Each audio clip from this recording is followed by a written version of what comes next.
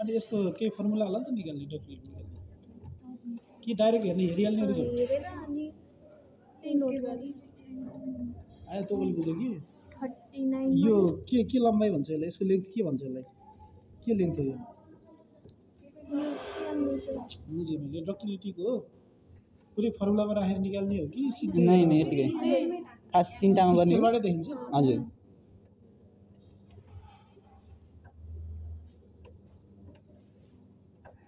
माछा नि छ क्या छैन कति पुग्नुपर्छ 70 पुग्ला त नपुग्ला हजुर यो चाहिँ नराम्रो रहेछ टाइम पनि त कन्ज्युम गरेको छ नि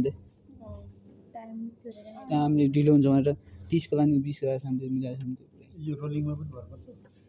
ए रोलिङ भएर माथि त राख है भन्नाले त्यो तपाईँ भन्नु समय भन्नुभयो हजुर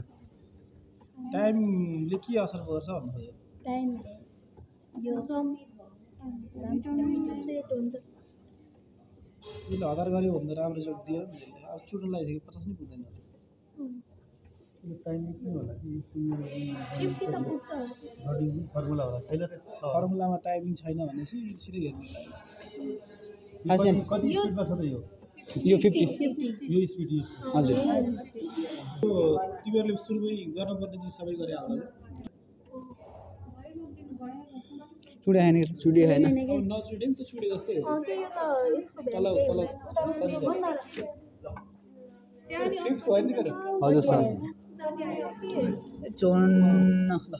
कति 54 आयो 54 ल्याउनु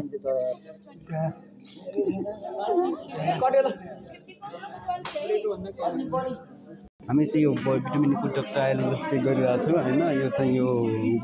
यता देख्नु हामीले चाहिँ यो यता दुईवटा छ एउटा 100 ml छ एउटा 50 ml 50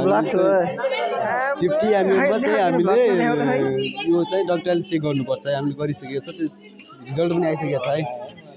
यो टेस्ट रहेको छ हामीले चाहिँ गरेको छ त्यो एउटा मोल्डरमा पम्प भयो है गाइस यसरी चाहिँ हामीले डक्टरले चेक गर्नु